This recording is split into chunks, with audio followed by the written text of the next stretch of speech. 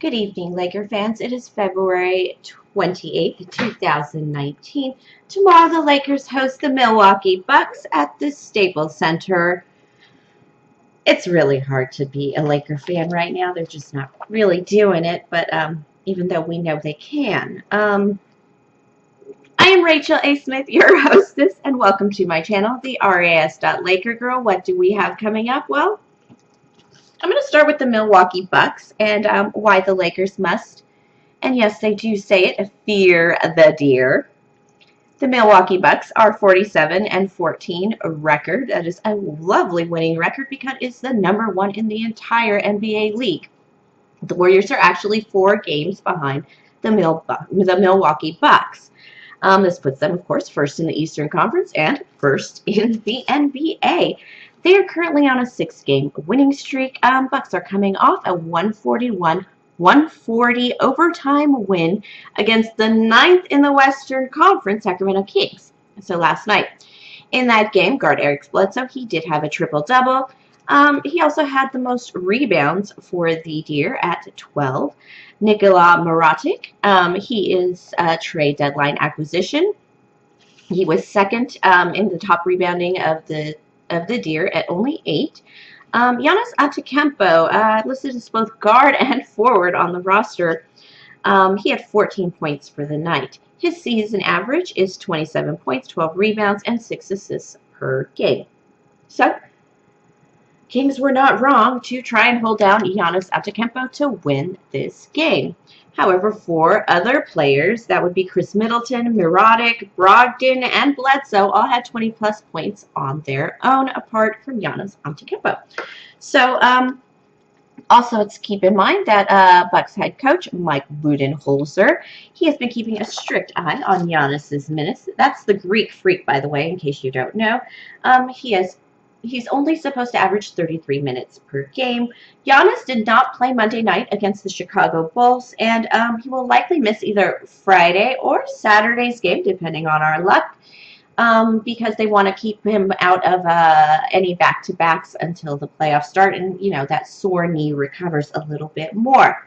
So the Bucks do most of their magic in the first half of the game. They are scoring up to 40 points in either the first or second quarter of the game, and they have actually scored 50 or more points in a single quarter this season more than once. They are much less productive in the second half. They only scored 22 points to the Kings' 35 points in the fourth quarter, forcing that overtime 1-point win. The Bucks' greatest vulnerability is their inability to close. They have absolutely, well, obviously they're closing. They're winning a lot of games, but it's really very close very often. So that's their big vulnerability, is in closing. It's where they kind of fall back a little, where you can really nail them if you're ready. So the Bucks love the 3. They're fast-paced like us. They protect the paint. They are #1 defensive rating in the league. They tend to hold their opposition to 29% shooting in the paint. So it's going to be a tough game. If the Lakers beat the Bucks tomorrow night, it would be magic, I guess, by magic. Lakers really need to win the games they should win against teams like the Pelicans, who are definitely ranked lower than us, so that when they come and take on these tough games, it takes a little bit of the pressure off, what have you. Let's also note that the Clippers, Spurs, and Kings, they've all logged some losses. That's really good for us if we can log some wins. All right, so where are we now? Well, we have a 30-31 losing record. We sit 10th in the Western Conference. We are out of playoff position at the current moment. We are coming off a respectable win against the New Orleans Pelicans last night, and it was a home win. The final was 125 Lakers, Pelicans 119. Well, what did we do right? Well, LeBron has, remember, activated playoff mode. He had 33 points, 6 rebounds, and 10 assists. The important thing here is that LeBron has less rebounds. It's nice that he rounds out the stat sheet, but it's kind of important that we protect our nice player and keep him a little bit out of the paint. Our younger boy should be fighting in the paint a little bit harder. And this is his playoff activation mode, and that's why we won. So, who responded in kind? Brandon Ingram. He had 23 points against the Pelicans. He had 27 points and 13 boards against the Rockets last week. He had 32 points against the Grizzlies. So, Laker fans, he is our keeper. He is our championship driver. I think this, if you watch him play right now, you're going to see he's got that killer look in his eye. I love it. If we could actually capitalize on it. So, another keeper, new acquisition at the trade deadline, that was Reggie Bullock. He had 14 points against the Pelicans. He's basically expanding our threat area to the longer range game, and his screen work is actually unbelievable on both sides of the ball. Kyle Kuzma, he had a decent game, 22 points, 2 assists, 5 rebounds. He really needs to find greater consistency in the use of his energy. Sometimes he'll have these great first or second quarters, but pretty much gas out at the end of the game. And we do have some closing vulnerabilities of our own because of that. So, why do I think the Lakers can beat the Bucks? Well, it's very bizarre. But Giannis hasn't been playing big numbers lately, and he's actually easy to defend. Of course, it is this sore knee, and he may not even play this night.